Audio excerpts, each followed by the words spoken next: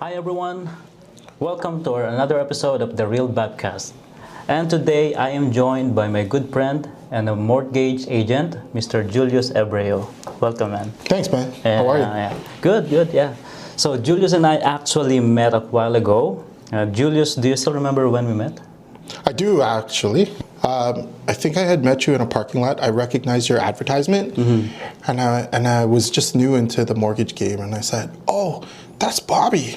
And you happened to be at the Taekwondo place, and my office was there at that time.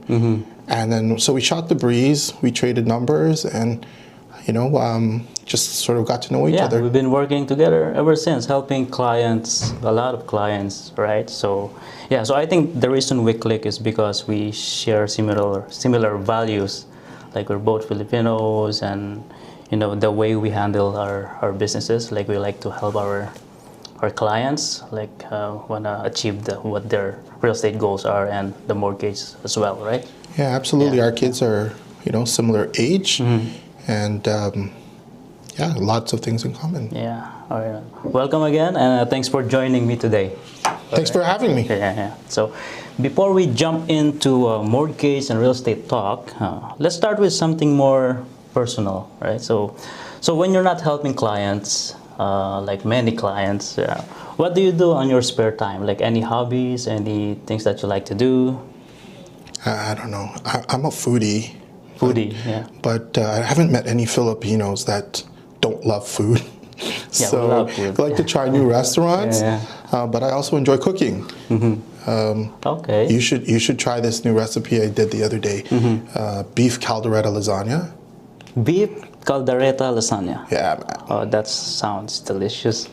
Yeah, well, I'll try. I'll have you over one day. Okay. You should try it. Yeah, looking forward to that. So Julius, I get this question a lot, like with my clients, and even casual, like they're not even looking to buy, they already bought their property, but they want to get updated, right? And they say, what is the best mortgage rate available in the market today?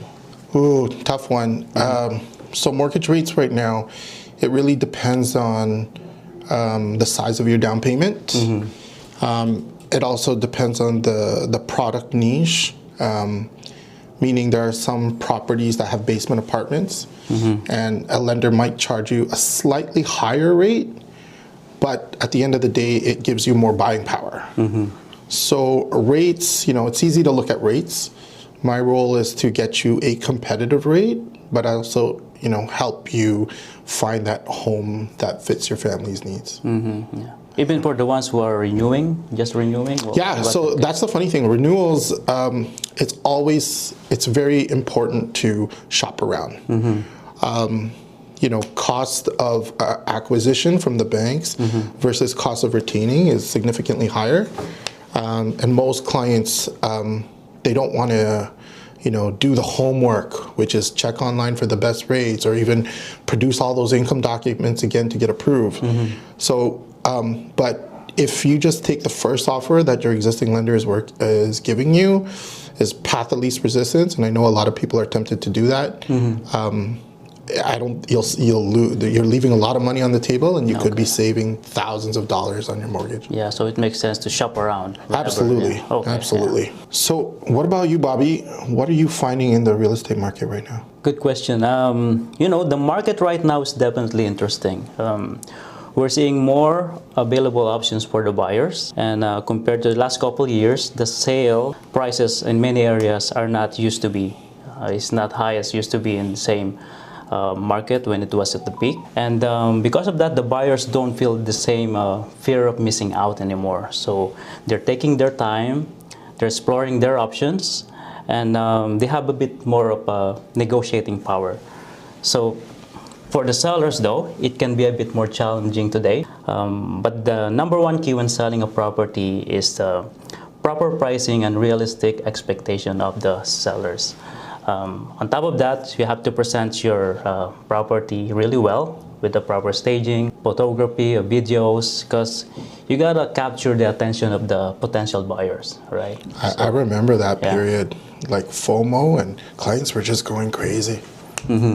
Yeah. So when you first meet with a client, What do you do in that, like, what do you do in that initial consultation? Yeah, KYC, know your client. The first thing I ask is some basic pre-qualification questions. So things like, do you have a stable job or permanent employment?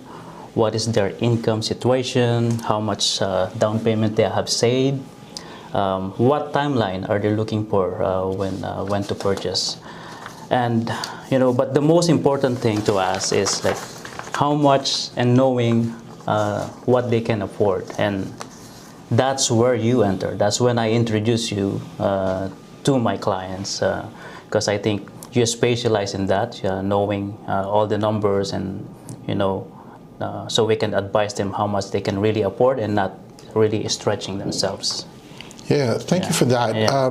I think it's very important to level set the client's expectations, because every client wants to own a big home. But we got to bring it back to what their ability to pay. Yes. And so that's where working as a team, as partners, is really important. Because then at the same time, I can help create a baseline for what they can afford. And then let you know about how that conversation with the client went. Because sometimes clients, they start to, we want to make sure we're on the same page, we're the same team, and we have the same end goal. So, I love that part about working with you. And you know what I love about your working style is that you're very patient with your clients. Oh, thank you. You can really hear a client if they're frustrated in the process. But I find that whenever we've shared those few clients that we've had over the years, I can think of one example right now where I think I really want to return that to you. I really like and I appreciate working with you, right? So we've had a lot of families in the past, like first-time buyers, move-up buyers, and even investors. And you mentioned about the one client story that I can remember with so many, right? This family, remember these two brothers, and they bought with their parents, and they bought their property around 2019, I believe. And since then, they bought their third property already, and then that's so inspiring. We can help this family, immigrant family, to achieve their real estate goals and actually exceed, because 3 properties, and it's just a short amount of time, right? Just few years, about 6 years. Yeah, they went from just being new to Canada to being able to obtain their first home, and then slowly renting out that property and buying themselves a new one. And then their family was growing because one of the brothers got married, and so then they bought another owner-occupied home. But yeah, these clients were such a delight. They really were thankful that we were able to get them, achieve their goals. Absolutely. And it's a good feeling, to be honest. Yeah, absolutely. If the clients are happy, we're deep inside, we're really happy as well. And so, Julius, I get this question a lot from the buyers. So, what is the biggest difference between a mortgage broker and compared to going directly to the bank? Yeah, good question. So oftentimes clients can go to their bank, and the bank mortgage specialists, they're limited in their scope for helping that client, in the sense that the client needs to fit that box. And that mortgage specialist can only sell that bank's products. So once they're able to help that client, their also focus is to bundle or sell them the other bank services. When you're dealing with a mortgage broker, we have niche products specific to different lenders. So each lender has their own sort of niche that they serve. And, just for an example, oftentimes banks will only use a percentage, maybe up to 50% of a basement rental income to help service that mortgage, where I work with lenders that can use the full projected rent in that basement to help them 100%. 100% of that basement apartment, to add that to their family income, therefore qualifying them for either a higher mortgage loan and also therefore a bigger purchase price. But it really boils down to the needs of that client. Are they a family that like has cohabitation? Maybe the grandparents live downstairs. Maybe they're growing children. You know, cost of living is really expensive. Rent is very expensive. But adult children still want their privacy. So this is where it's important to consult a broker to find out your different options. Yes. Don't get me wrong, brokers also work with banks. You know, oftentimes banks will call them vanilla specials, where they are giving the true best rate on the street. And so it's my job to help the client. If rate is the most important thing, that's where I would say is the dramatic difference that a broker has, is that their only specialty is to focus on helping the clients with their mortgage. Maybe on another side note, brokers can answer the phone and help the client at any time of the day. Yeah. So like last night, I was helping a client at 9 p.m. Why? Because that was their avail time to have a conversation about their plans for the next. They're busy during the day. Yeah, for the year, right? Yeah. So banks, when the bank closes at 5 or 6, they're not calling you back. Yeah. Right? Clients appreciate efficiency. They appreciate responsiveness. Yeah. And so when you're there to return their call and answer that burning question in their mind, that's where I say I can differentiate my service versus a mortgage specialist. Yeah, so instead of waiting the following day, because these people work 9 to 5, right, in the office, and you can answer their questions right away at that night. Yeah, so that's a big plus. And plus, I think you can shop around for them instead of like working with just one bank. Absolutely. Right? Absolutely. Clients, they specifically love TD. That's where their primary bank is. I will say, okay, these are the rates that are offered at TD, and I'm happy to help you. Yeah. So, Julius, from your perspective as a mortgage professional, what are the most common concerns or challenges that the buyers face today when applying for a mortgage? I find it's always difficult for a client to have a significant down payment, especially when you're trying to line up their down payment towards the purchase price. So they might aspire to buy a $1 million home. However, as a first-time home buyer, the rules are that you have to put 5% of the first $500,000 and 10% of the additional $500,000. Thus, your purchase price is $1 million. So that technically breaks down to 50 plus 25. So the down payment requirement to buy $1 million home is $75,000, and then you still got to add default insurance for the $800 and the $925,000 on top of that, which would be 4.2% of the loan size, and then it's got to be stress tested.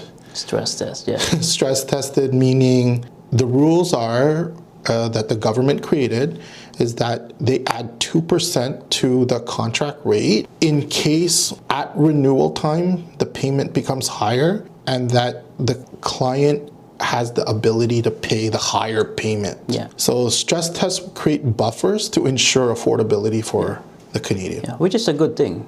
Right? Yeah, absolutely. Yeah. So if you're asking me, just to circle back with your question, what are the most common concerns? I think down payment, clients having enough money, and then it boils down to expectations. So you want to everyone wants a big house, but what can the family afford to be able to buy that house? Yes. And so, it's our job to prepare them for that process. Yeah, and that's where we work together, like setting the expectation.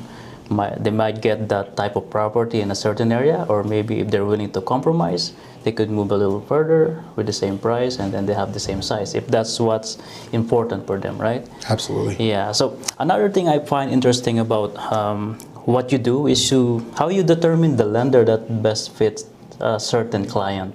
So there's like different types of clients, like first-time buyers or like maybe investors. So how do you do that?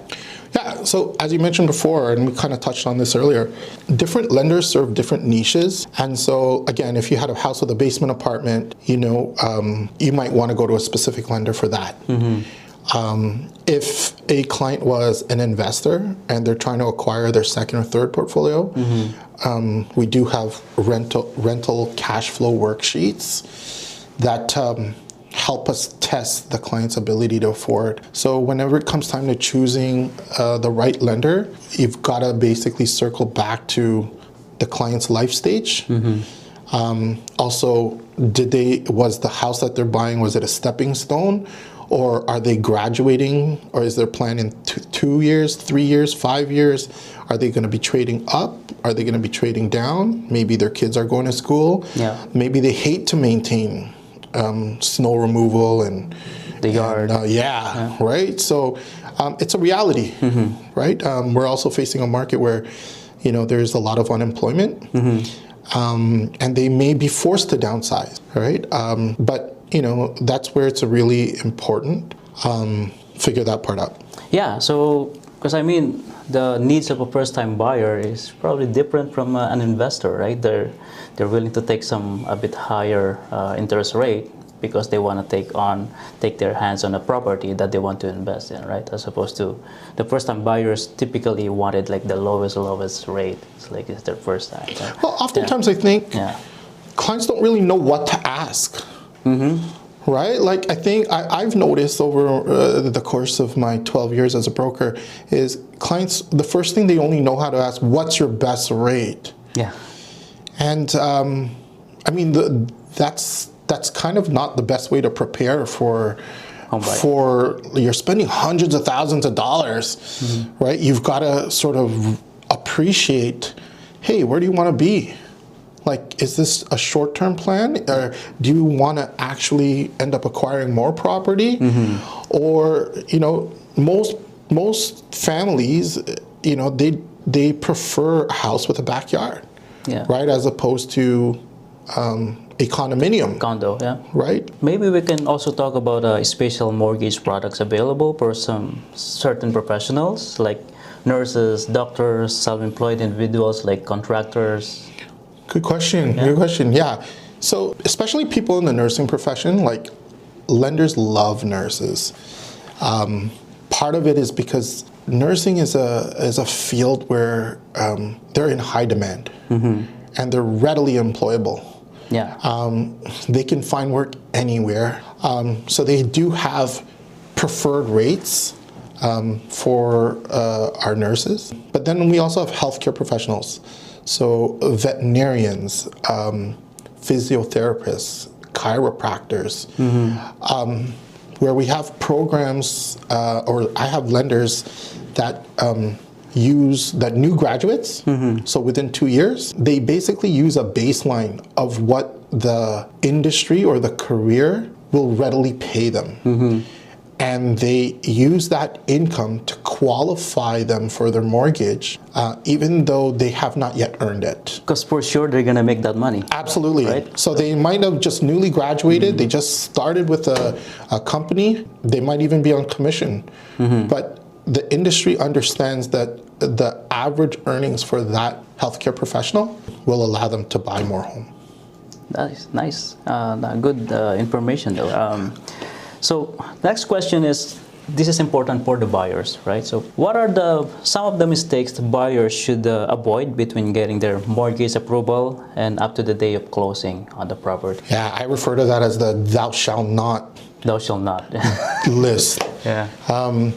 Thou shall not buy a big ticket purchase like a car prior to moving into the house. Thou shall not make significant transfers between accounts. Yeah.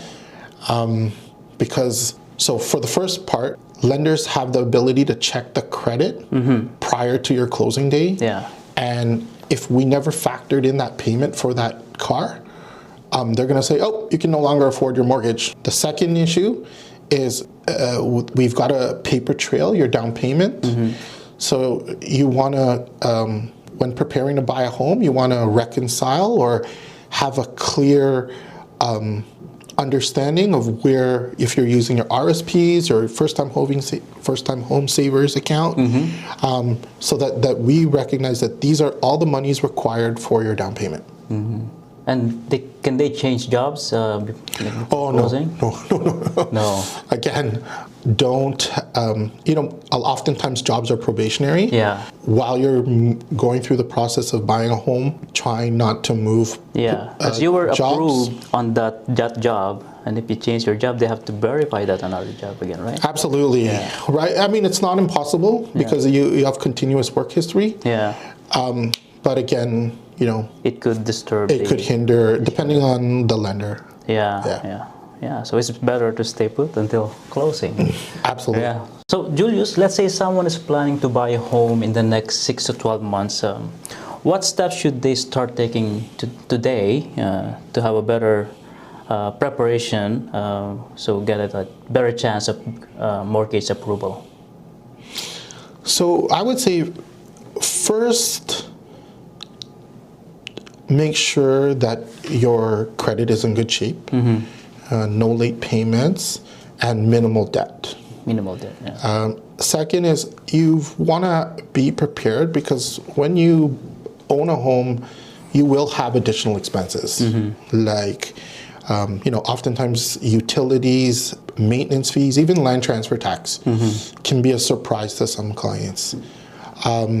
But I think it's really important to consult your mortgage agent or your bank to be able to understand that process. I do a really good first-time home buyer seminar where I teach clients understanding their down payment and then their default insurance. Yeah.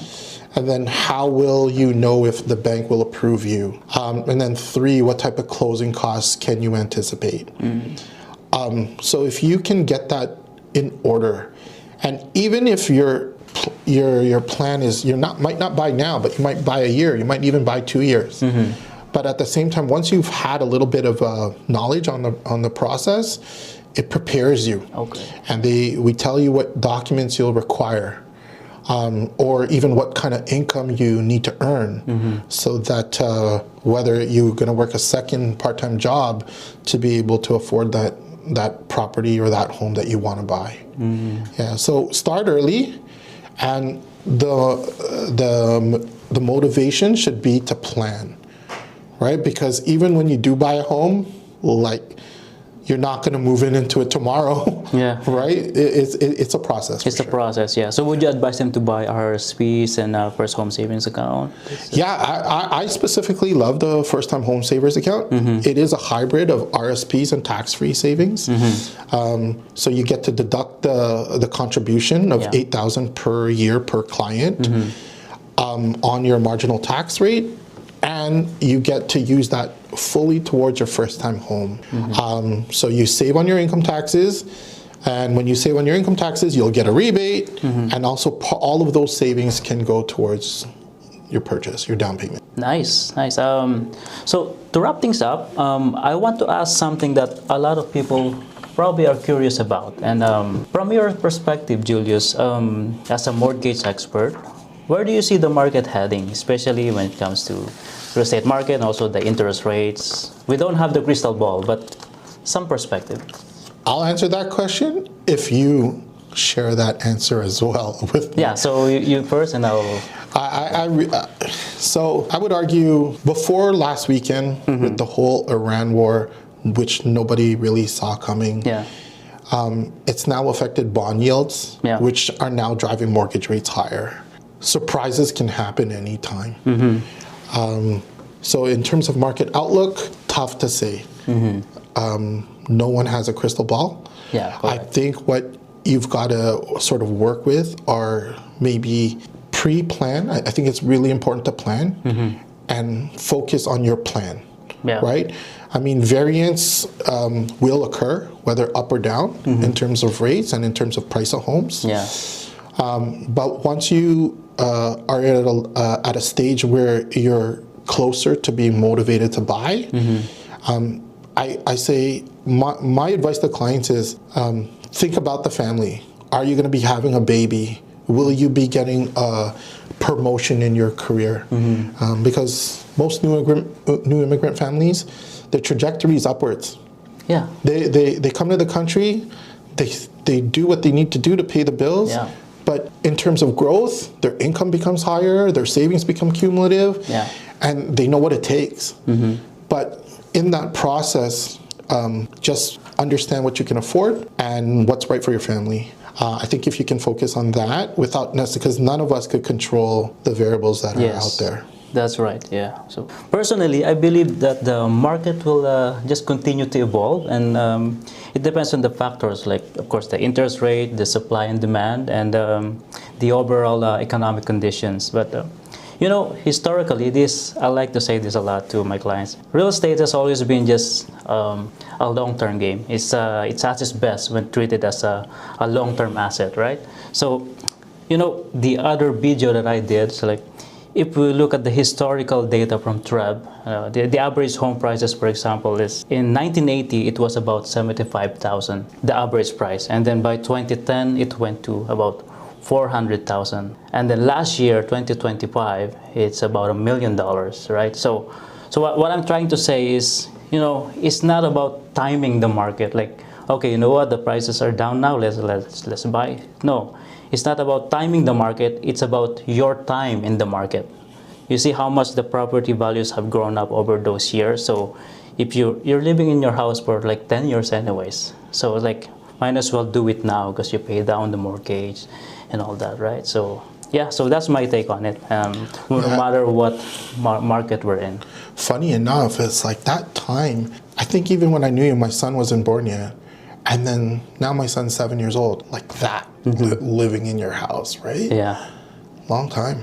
And you think it's a long time, but time flies. But it does, yeah. You don't even see it, you don't even feel it. So important to plan and hopefully.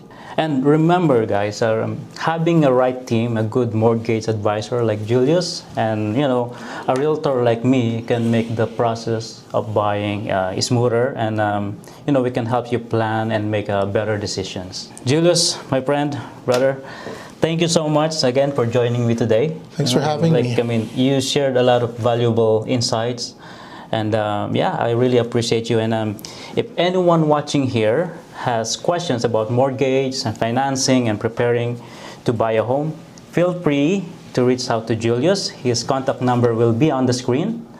And of course, if you're looking for a real estate agent, you can call me. And again, thank you everyone for watching. Until the next episode.